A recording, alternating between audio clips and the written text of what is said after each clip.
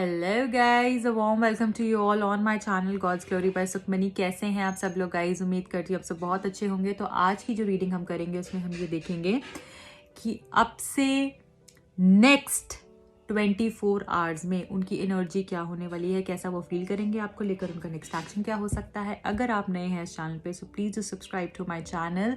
उससे energy exchange होता है, आपको सही गाइडेंस मिल पाती है। चलिए गाइज, अब हम देख लेते हैं कि आपके पर्सन आपको लेकर अब से नेक्स्ट 24 आवर्स में क्या फील करने वाले हैं। Thank you, thank you, thank you.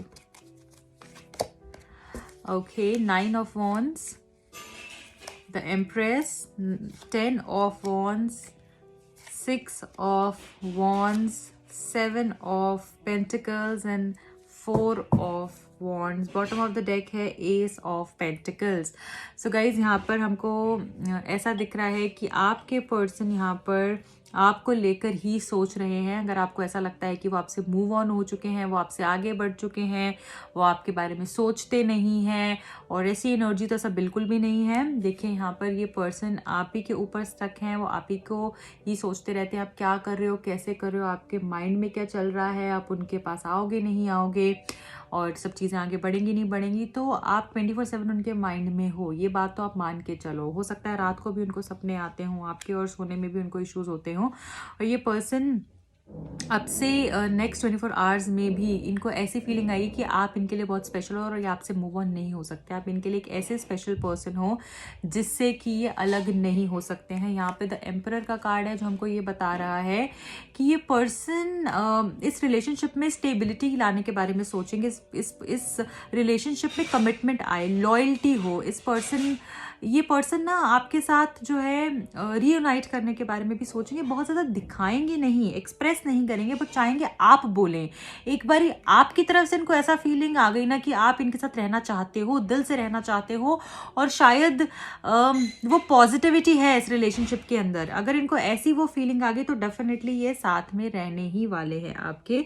And यहाँ पर मुझे ये भी दिख रहा है कि अभी बहुत ज़्यादा काम का प्रेशर हो सकता है, बहुत ज़्यादा वर्कलोड हो सकता है, या फिर रिलेशनशिप में जो ब्लॉकेजेस आ गए हैं ना आपके, उसको लेकर ये बहुत सोच रहे हैं और बहुत सोचेंगे भी।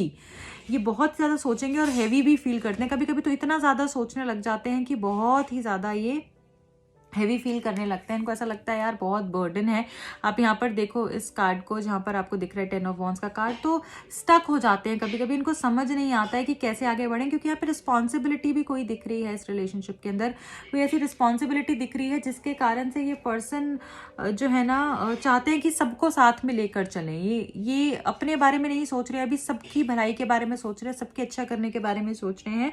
एंड ये चाहते हैं, ये वेट कर रहे हैं, ये वेट कर रहे हैं कि आप जो है स्टैंड लो, आप कुछ करो, आप आगे से बढ़कर आओ, आप इस रिलेशनशिप के अंदर एफर्ट्स डालो।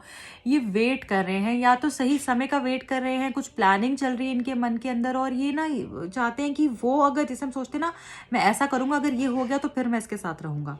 तो ऐसी एनर्जी कुछ मुझे यहाँ पर दिख रही है इस पर्सन के लिए।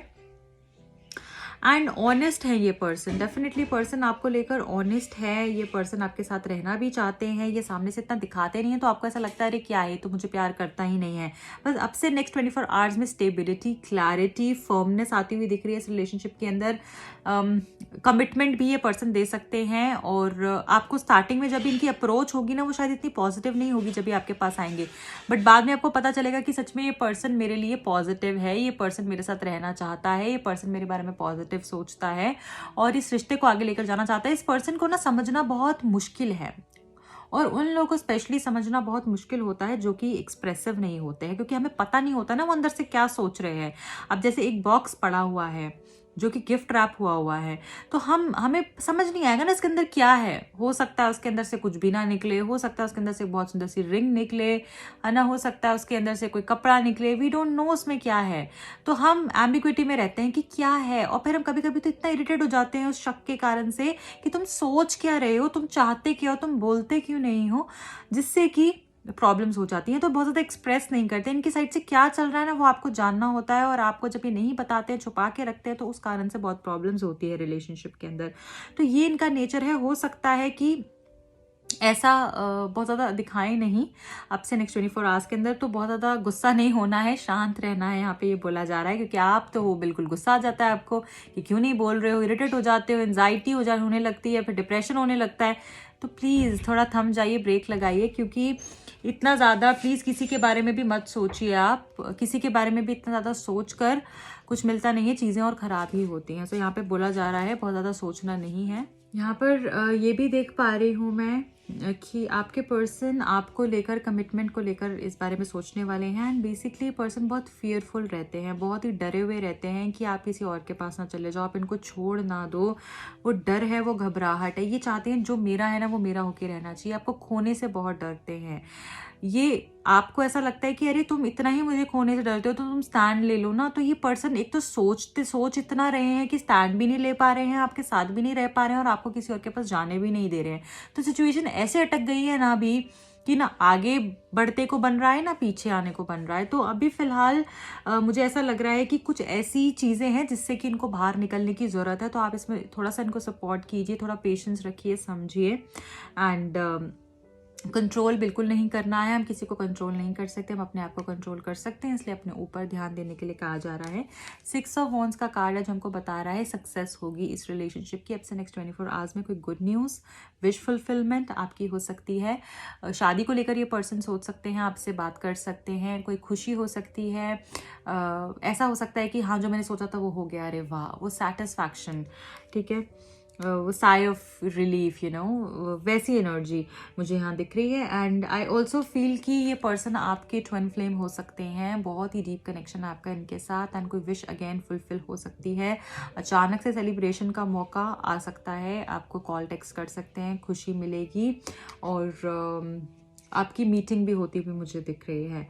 ओके, एंड मुझे यहाँ पर ये भी दिख रहा है न्यू बिगिनिंग्स होंगी, इस रिलेशनशिप की चीज़ें मटेरियलाइज होंगी। तो शुरुआत होगी इस रिश्ते की, बहुत अच्छी शुरुआत होगी, बहुत खूबसूरत शुरुआत होगी। बट उसके लिए आपको हिम्मत रखनी है, पेशेंस रखनी है, बहुत ज़्यादा सोचना नहीं है, अपने ऊपर ध्यान दीजिए। और अगर आप खुद से ही प्यार नहीं करेंगे तो आप किसी को भी प्यार नहीं कर पाएंगे, ये मेरी बात आप मान के चलिए।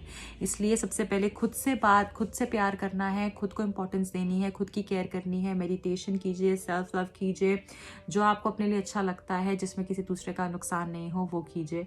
ओके, एंड कन्फ्यूजन से बाहर आने के लिए कहा जा रहा है। जितना आप कन्फ्यूजन से बाहर आओगे उतना ही वो कन्फ्यूजन से बाहर आएंगे, क्योंकि आपकी सोल्स बहुत ज़्यादा कनेक्टेड हैं।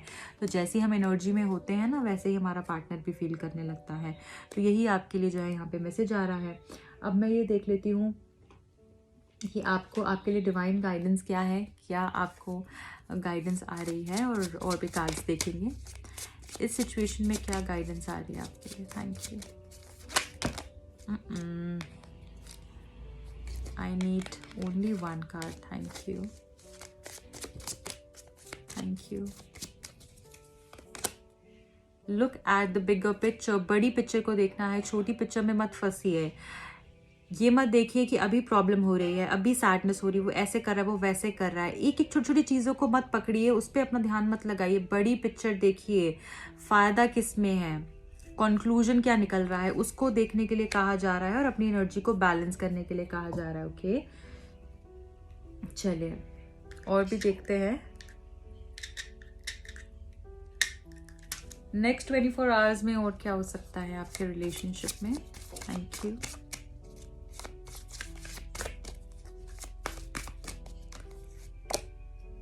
Sorted feminine, life purpose, resolving conflicts। यहाँ पर गाइज ये पता चल रहा है कि आपकी जो है ना पर्पस, आप लाइफ पर्पस को भूल गए हैं। छोटी छोटी चीज़ों में फंस के ना आप लाइफ पर्पस को भूल गए हैं। तो यहाँ पर बोला जा रहा है कि अपने लाइफ पर्पस पे ध्यान दीजिए। अपने प्यार बांटने के लिए आप आए हो, आपका रीज़न क्या है इस धरती पे आने का, उसको पहचानने की ज़रूरत है। ठीक है, और बोला जा रहा है जो बड़ी चीज़ है, कुछ बड़ी चीज़ है जिसको आप छोड़ रहे हो पीछे, वो क्या है उसको ध्यान देना है। कुछ बड़ा है ऐसा जिसको आप छोड़ रहे हो, छोटी छोटी चीज़ों में फंस के, छोटे छोटे कामों में फंस के, इस पर्सन के पीछे भाग के, या बार बार छोटी छोटी बातों पे परेशान होके, वो नहीं करना है आपको। स्टेबल होना है आपको, ताकि आप प्रोडक्टिव हो सको अपनी लाइफ में, जो लाइफ पर्पस है उसको कंप्लीट कर सको, ठीक है। तो जब तक हम अपना लाइफ पर्पस, हम जिसलिए हमें भगवान भेजता है, हम वो कंप्लीट नहीं करते हैं तो बार बार फिर हमारे जन्म होते हैं और ये साइकिल्स चलते रहती हैं। तो रिलीज़ कर दीजिए वो सारी नेगेटिविटी को, अपने कर्मा रिलीजिंग भी ज़रूरी है। रिलीज़ कर दीजिए उन सब चीज़ों को, उन सब बातों को जो आपको परेशान कर रही हैं और आगे बढ़िए। यहाँ पे आपको बोला जा रहा है परेशान हो, बहुत ज़्यादा परेशान हो, सैड हो, डिप्रेस्ड हो, उससे बाहर निकलो, छोटी छोटी बातों पे मत फंसो। और ओवर सेंसिटिविटी के कारण से आपके रिलेशनशिप में प्रॉब्लम्स भी होते हैं। यहाँ पे मैं ये भी देख पा रही हूँ कि नेक्स्ट 24 आवर्स में कॉन्फ्लिक्ट्स आपके जो थे वो ख़त्म होंगे, प्रॉब्लम्स ख़त्म होंगी, पैचअप होगा। अगर ब्रेकअप हुआ है, प्यारी सी बातें आपको कुछ कह सकते हैं, आपसे करेंगे, या रीयूनियन और हैप्पीनेस और ब्लिस आता हुआ दिख रहा है मुझे अब से नेक्स्ट 24 आवर्स में आपके लिए। ओके गाइज, इस पर्सन की तरफ से आपके लिए मैसेजेस क्या हैं वो भी देख लेती हूँ मैं। ये पर्सन आपको क्या मैसेजेस देना चाहते हैं अब से नेक्स्ट 24 आवर्स के लिए, क्या मैसेजेस आ रहे हैं। Thank you.